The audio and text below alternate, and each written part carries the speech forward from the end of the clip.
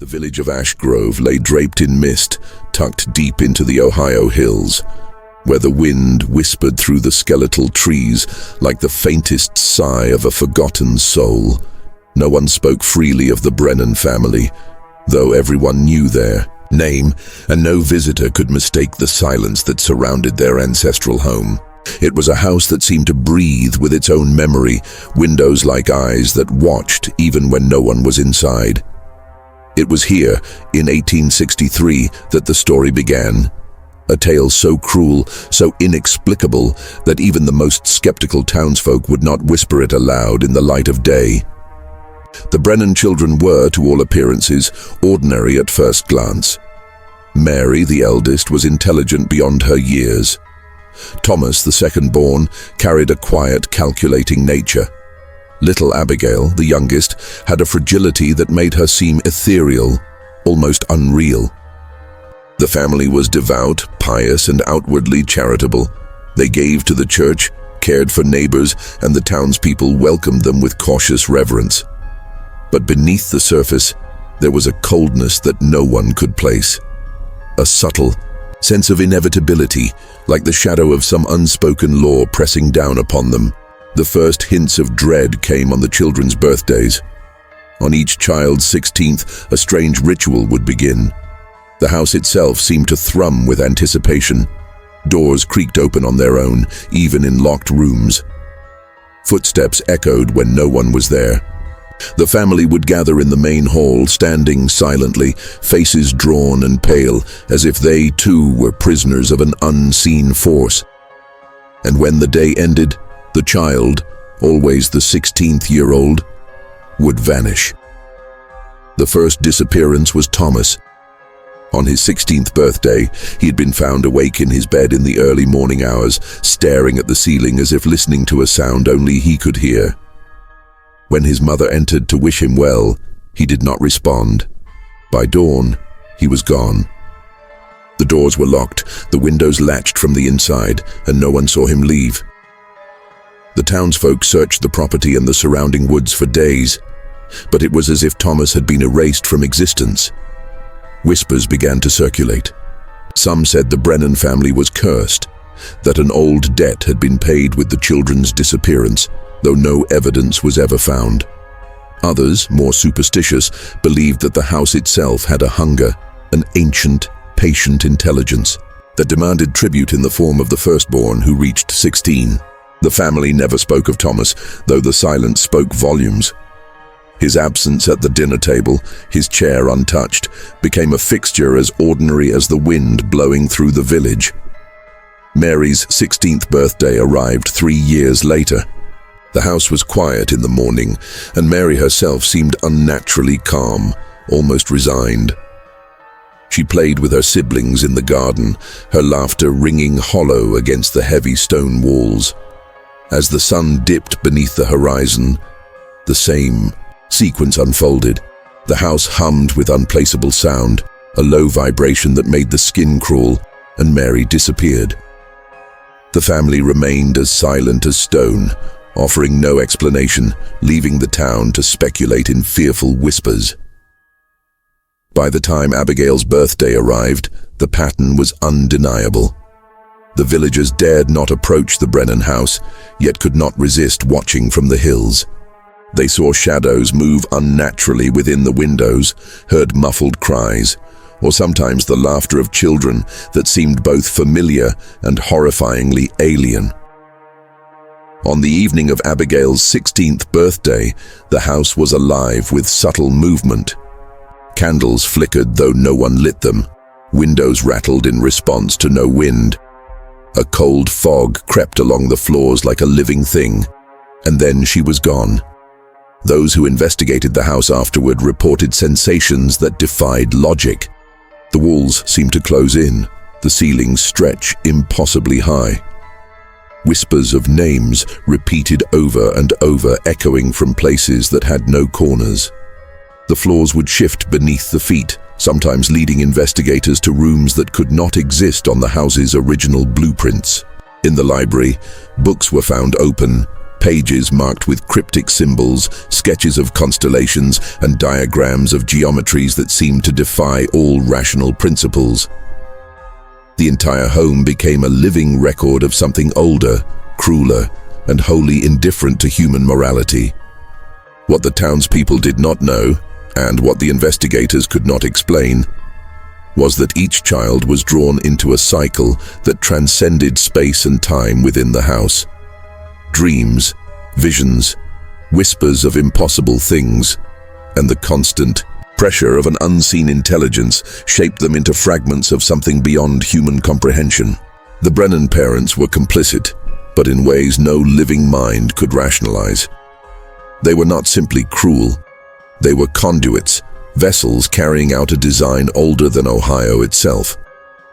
Even today, those who wander near the ruins of the Brennan estate report odd cold spots in summer, sudden mists in autumn, and the faint echoes of laughter that rise and fall like wind chimes made of bone. Locals swear that at the stroke of midnight, on the anniversary of a child's disappearance, shadows move across the broken windows, impossible shapes gliding along the walls. The tale of the Brennan family is a chilling reminder that some horrors cannot be contained in memory alone. Some dwell in space, in time, in the architecture of the world itself, waiting, patient, inevitable. And while the village of Ashgrove has long since tried to forget, the land remembers. The air remembers. The shadows remember. The longer you linger near that hill, the more it waits. The more it watches, and the closer you come to the fate of the children who vanished on their 16th birthday. By the late 1870s, nearly 20 years had passed since the first disappearance of Thomas Brennan, and the village of Ashgrove had learned to live with a quiet dread. The hill where the Brennan estate once loomed remained abandoned, though the locals would not set foot near it. Children dared not stray into the surrounding fields, and even adults crossing the hill's shadow claimed to feel an invisible weight pressing against their chest, a subtle insistence that they turn back. It was in this uneasy silence that outsiders began to take interest.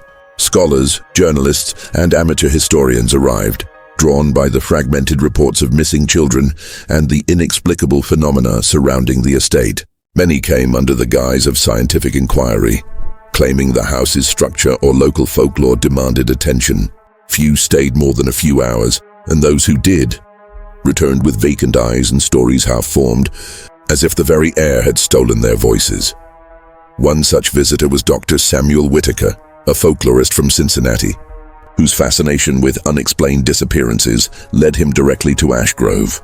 He rented a small room at the inn near the village and spent days combing through public records, parish registries, and the worn journals of townsfolk.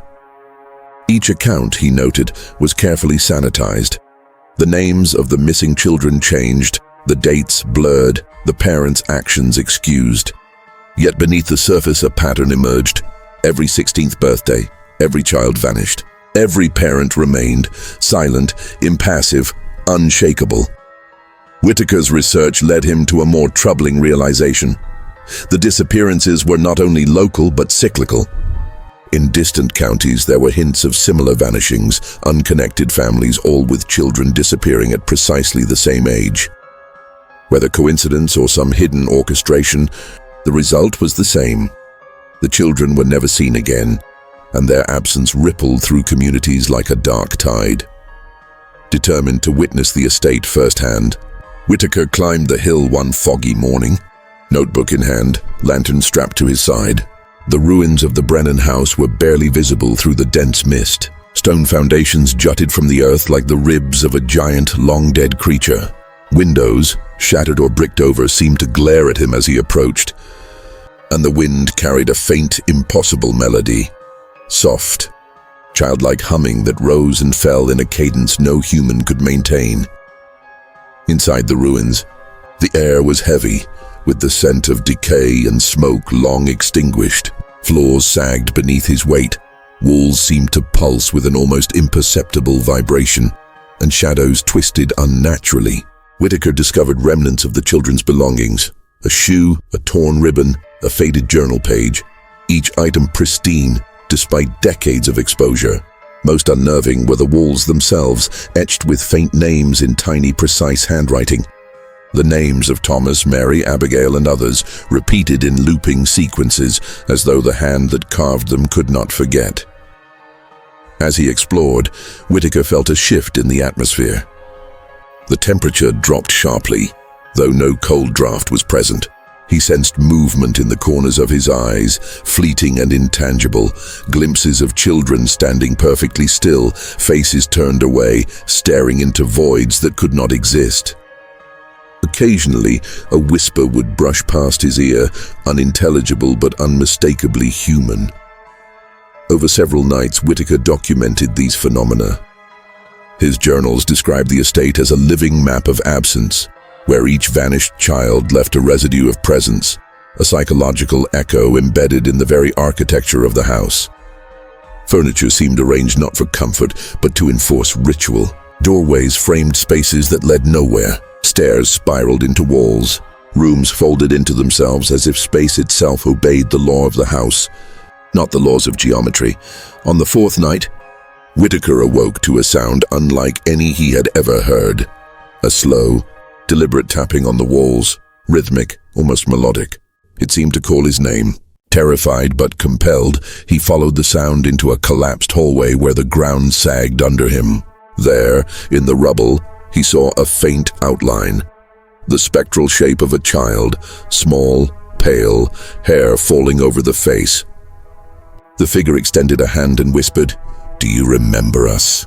Whitaker fled into the night, leaving behind his lantern, notebooks, and half-completed instruments. The villagers, once skeptical of outsiders, whispered that the estate had claimed another witness. Whitaker's own journal entries stopped abruptly after that night. Months later, fragments of his notes were found scattered across the valley. Soaked in rain, the final page containing a single sentence repeated obsessively. "They wait in the house, but the house is everywhere." It was during this period that rumors of new disappearances began again, though few dared to associate them with the old estate. Children in nearby towns would vanish on their 16th birthdays under circumstances that mirrored the Brennan cases. Friends, neighbors, and even families reported seeing shadows moving in empty rooms, hearing distant laughter, and waking to discover small items missing. A ribbon, a book, a toy with no sign of theft or entry.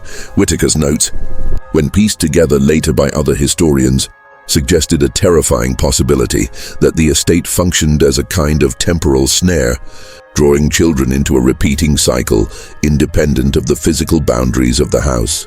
The Brennan parents, whether knowingly or as instruments of the house's design, had served as caretakers, facilitating disappearances while remaining untouched by the process themselves. By the turn of the century, the estate had been abandoned for decades, yet its influence persisted. Those who moved near the hill reported strange occurrences. Footprints appearing in soft soil, objects shifting inexplicably, and occasional glimpses of children in period clothing staring silently from windows.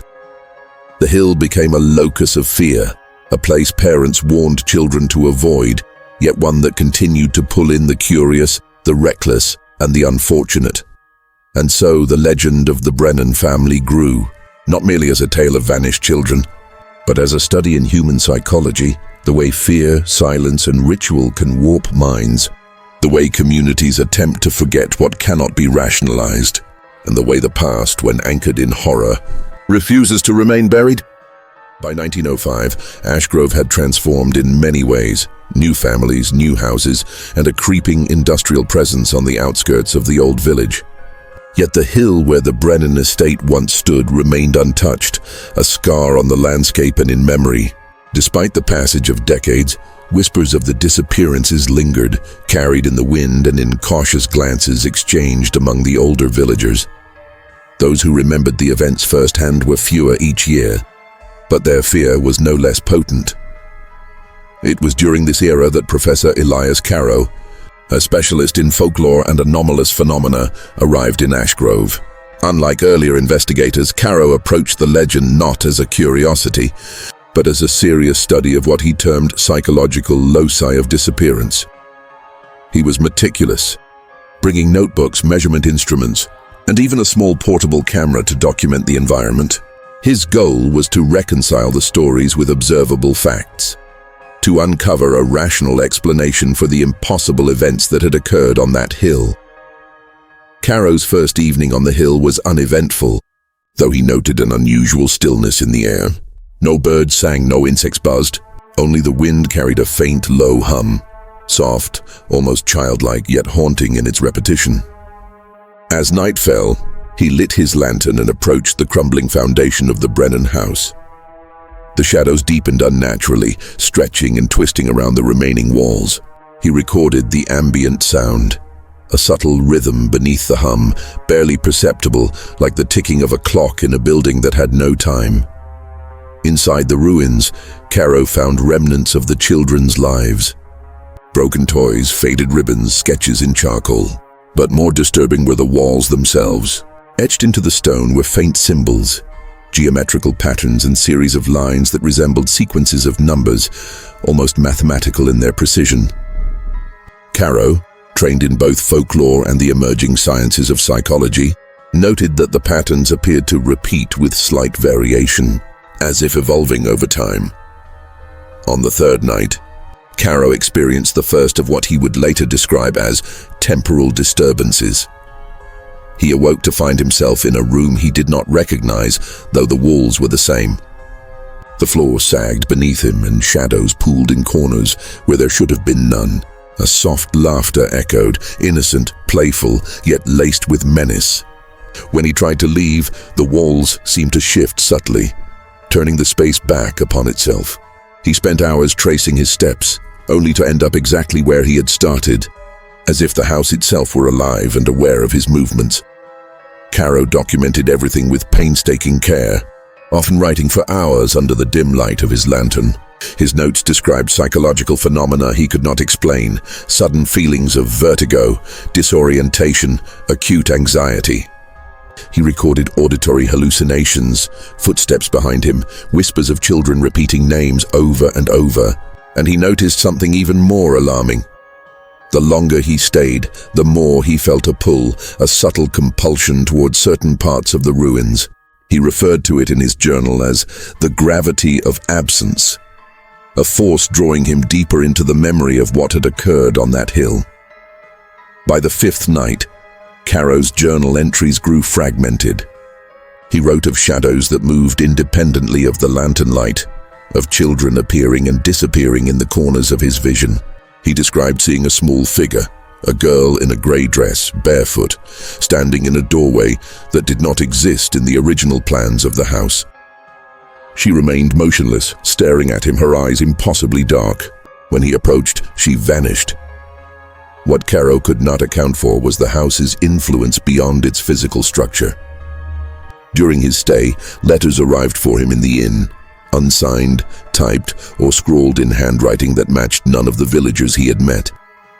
They warned him to leave, sometimes threatening, sometimes sorrowful, and yet he remained, compelled by a mix of professional curiosity and an unnameable force. On the seventh night, he experienced what he later called the full convergence. The air thickened, becoming almost tactile. The floor vibrated, and the whispers intensified, forming words he could not comprehend, but felt in the marrow of his bones. In the center of the main hall, he saw them. Shadows of children grouped in silence, their features obscured but their presence undeniable. Caro wrote that he felt they were not simply ghosts, but impressions of beings trapped between time and space, echoes of the 16th birthdays that had claimed them. When he tried to interact, the shadows responded, not with speech but with a profound, oppressive awareness. Caro described a sensation of being studied, examined, and ultimately judged.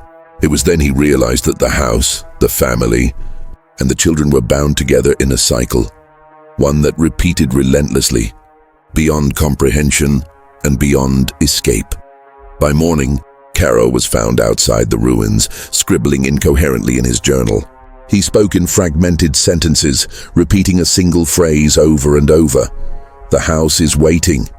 The birthdays are waiting. They are all waiting. Over the following weeks, he slowly recovered, but he would never again venture near Ashgrove. His final note, published posthumously, warned, "Do not investigate what has already been concluded by silence. Some houses are not built to be understood. They are built to remember and to collect what is due." Even as the years passed, the disappearances and strange phenomena did not cease entirely. Families who moved near the hill reported small, unexplainable occurrences. Toys left on porches, doors opening on their own, the faint laughter of children carried on the wind. Those who dared to record these events noted an unnerving consistency, a cold presence that observed without intervention, that watched, always waiting. The legend of the Brennan family, once a localized tale, became a study in human psychology, memory, and the terrifying persistence of unexplained phenomena. It became clear that whatever had begun in that house was not constrained by walls, wood, or stone. It had imprinted itself upon the landscape, upon the consciousness of the villagers, and upon those who sought answers in the decades that followed. The hill remained a place of foreboding, a landmark of inevitability. Even as generations passed and Ashgrove modernized, the stories persisted. And in the hearts of those who remembered or had heard the whispers, the same unanswerable question remained. What had happened to the Brennan children? And was it truly finished, or was it only waiting for the next cycle to begin? By the 1930s, Ashgrove had grown into a quiet town, yet the shadow of the Brennan estate continued to hang over the village like a permanent fog. The ruins were mostly hidden by overgrown woods, but those who ventured near reported the same chilling sensations that had plagued visitors decades earlier. A new generation of children, unknowing of the full history, played near the outskirts of the hill, and occasionally items would vanish from homes without explanation. Ribbons, books, or small trinkets, always on or near a child's 16th birthday. It was during this era that Margaret Hensley, a young investigative journalist with a fascination for dark history, arrived in Ashgrove. Unlike prior investigators, Margaret sought not just documentation, but the stories of those still living, descendants of the villagers who had witnessed the vanishings firsthand.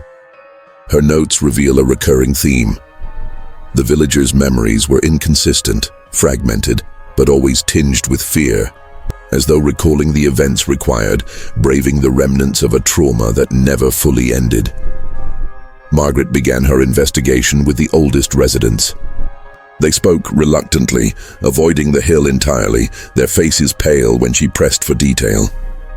One man, nearly blind with age, whispered of seeing shadows moving in the broken windows, hearing children's voices repeat names over and over, and glimpsing figures in grey dresses that vanished when approached. Another woman, recalling her own youth, spoke of waking in the night to find tiny handprints on her window pane, though no child had been near. Intrigued, Margaret visited the hill herself. The ruins were more intact than she expected, though nature had reclaimed much of the structure. The floorboards that remained creaked underfoot, and the air carried a damp, cold heaviness. She took careful photographs, each click of the shutter sounding impossibly loud in the silent space. As she explored, she noticed something that previous investigators had not: subtle changes in the environment as she moved. Shadows shifted slightly. Rooms seemed larger from one end of a hallway than the other, and faint, childlike giggles echoed in spaces that should have been empty. Her notes record the psychological strain she experienced over consecutive nights. Waking in the darkness, hearing whispers calling her name, feeling a cold hand brush against her shoulder when no one was present. Margaret wrote, "The house is a living memory. It folds space, time, and consciousness into a pattern I cannot comprehend. I feel it studying me. It knows I am here." She began mapping the property, marking where phenomena occurred, but quickly realized that the layout itself was inconsistent. Hallways curved into themselves, staircases led to rooms that did not appear in prior sketches, and the placement of walls seemed to shift subtly over hours. Margaret hypothesized that the estate's influence extended beyond physical reality, that it had somehow imprinted a psychological architecture, a maze designed not to contain, but to control perception. The turning point came on the third night of her investigation. While recording ambient sounds, Margaret captured a sequence that would later horrify even seasoned paranormal researchers. It began as a soft, melodic hum, faintly recognizable as a lullaby. The sound grew in intensity, layering over itself in impossible harmonies. Within the hum, Margaret claimed to discern names: Thomas, Mary, Abigail, the children who had vanished decades prior. She described the experience as being simultaneously outside her body and trapped within the house, observing the echoes of past events like a looped memory she could not escape. Margaret attempted to leave, but the exit seemed to shift. Doors that had been open were now blocked by walls. Windows appeared in new locations, framed by shadows that whispered incessantly. In one corner, she saw the faint figure of a girl in grey, her features blurred, eyes dark and knowing. Margaret felt an undeniable pull toward the figure, a force compelling her to follow. She resisted, breaking free with effort that left her trembling and disoriented. Afterward, she returned to the village, her notes chaotic, her mind racing with fragmented observations. Yet even in daylight, she could feel the estate's influence. Dreams invaded her sleep, hallways stretching into infinity, shadows coalescing into childlike forms, whispers repeating names in tones both pleading and commanding. Margaret concluded that the Brennan estate's reach was no longer purely local. It had become a locus of psychological contagion, affecting those who came near, and perhaps even those who merely knew the story. Her published account caused a stir in academic and paranormal circles. Some dismissed it as the product of overactive imagination. Others regarded it as a crucial documentation of a phenomenon that challenged conventional understanding of time, memory, and consciousness. Yet in Ashgrove, her account revived old fears. Children were once again warned not to play near the hill. Parents installed locks and alarms. But inexplicable events continued. Toys left on porches, tiny handprints in windows, faint laughter drifting from empty lots. Margaret's work, while rigorous and detailed, left one question unanswered. What had actually happened to the Brennan children? Were they trapped in some alternate dimension created by the house, absorbed into a cycle of psychological existence? Or had the estate itself transformed them into permanent echoes of its power? No one knew, and in Ashgrove, silence remained the only partial protection against the estate's enduring presence. Those who ventured too close often returned forever changed, haunted by shadows that moved when no one was there, and by memories of children who had vanished long before anyone could understand why. By the end of the 1930s, the hill was largely avoided, yet the phenomenon remained active. Researchers, thrill-seekers, and skeptics who approached reported recurring patterns, auditory anomalies, shifting architecture, and an oppressive psychological weight that made rational thought nearly impossible. Each account reinforced the same terrifying principle. The estate was not merely a house. It was a vessel, a mechanism, a place where time and perception converged to ensure that the Brennan family's pattern of disappearances could never be forgotten. The story of the Brennan children, though partially documented, continued to unfold silently, hidden from public scrutiny but persistent in effect. The house had become more than a location. It had become a presence, an invisible force that observed, calculated, and waited. And it waited not for intruders alone, but for the inevitable passage of time. For the birthdays, the cycles, the repetition of events that would ensure the continuation of its grim history. By the 1950s, Ashgrove had changed considerably, but the hill where the Brennan estate once stood remained a place of fear and fascination. The ruins, though further decayed, still exuded a presence that villagers could feel even from a distance.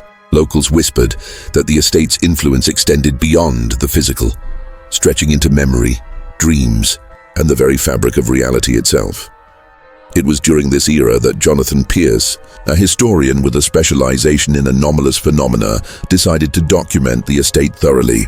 Unlike previous investigators, Pierce attempted to merge historical research with psychological analysis.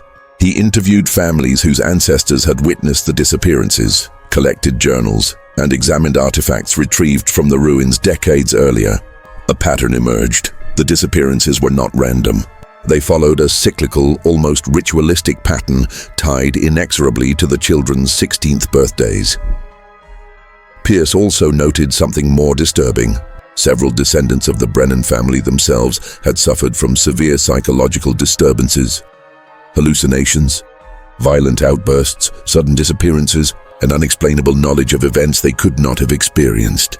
Pierce theorized that the house had left an imprint on the family line, a dark inheritance of memory and trauma that persisted across generations. One autumn evening, Pierce ascended the hill, notebook in hand, determined to experience the ruins firsthand. The fog was thick, and the last rays of sun barely penetrated the overgrown trees. The remaining stone walls seemed to exhale a cold, heavy breath as he approached. Inside, the ruins were a labyrinth of collapsed floors, jagged walls and scattered remnants of the past, dolls, small shoes, fragments of clothing, and worn pages from diaries left behind. Pierce spent hours exploring, taking careful notes. Shadows seemed to shift when he wasn't looking, and faint whispers emerged from corners where no one could be. He felt an invisible weight pressing down upon him, a persistent tension that seemed almost alive. Occasionally, the whispers took on rhythm, forming a chorus of names. Thomas, Mary, Abigail, each repeated over and over, as if chanting from beyond the threshold of time. On the third night, Pierce experienced what he later described as the full revelation. As he walked through a corridor that had previously seemed ordinary, the walls stretched outward, expanding impossibly. Rooms multiplied, folding back on themselves, creating a maze that could not exist according to conventional geometry. Within this maze, he glimpsed figures, children, frozen in poses of silent terror, faces obscured by shadow. They moved with a deliberate grace, as if performing an unseen ritual. Pierce's psychological state began to deteriorate under the strain. He documented hallucinations of a younger Thomas standing in the hall, staring silently, lips moving but no sound emerging. He saw Mary and Abigail appear and disappear, always at the periphery of his vision. In moments of lucidity, Pierce attempted to leave, but the ruins resisted. Doors that should have led outside opened into empty voids. Windows appeared where there were none. The very air seemed to bend around him, drawing him deeper into the house's memory. In his journal, Pierce wrote, "I understand now. The house does not merely claim its children. It collects them. It imprints their essence upon itself. Each birthday is a pulse in its body, each disappearance a beat that continues endlessly. Time here is a loop, a spiral, and we are drawn into it whether we wish it or not." Pierce's final nights in the ruins were marked by a crescendo of sensory anomalies. Whispers became voices, voices became music, music became screams. Shadows condensed into forms, forming a living tableau of the past disappearances. The children, now spectral yet unmistakably aware, seemed to reach for him, urging him to witness what had been hidden for generations. Pierce wrote of the overwhelming sensation of being both observer and participant, trapped in the continuum of the house's design. On the last night of his visit, Pierce vanished. His journal, recovered decades later in the nearby woods, contained only fragments of his final experiences. Pages were torn, ink smeared, and sentences left unfinished. Yet one passage remained legible, chilling in its clarity. The cycle does not end. The children are not lost. They are preserved. The house remembers everything, and those who enter become part of its record. It waits, and when the next 16th birthday arrives, the hill remains to this day, largely avoided, yet always present in the collective memory of Ashgrove. Locals claim the fog thickens when someone dares to climb it. Strange lights appear in the ruins on moonless nights. Faint laughter of children echoes in empty fields. And those who know the story, or dare to hear it, understand that the estate's power is not confined to stone and wood. It has become a phenomenon, a psychological imprint, an eternal echo of the disappearances that began with the Brennan children. Some claim the cycle has ended, that the hill is finally silent. But the truth is far darker. The estate does not forget, does not release, and does not forgive. It watches patiently for the next 16th birthday, for the next child to vanish, for the next mind to be drawn into its labyrinth. And Ashgrove, no matter how much it modernizes, can never truly escape it. For those who hear this story, remember, some houses do not collapse, some families do not die, and some children never truly leave. This is Liturgy of Dread, where history reveals its most chilling truths. If you survived this tale, subscribe, like, share, and comment below. Would you dare to visit the Brennan estate?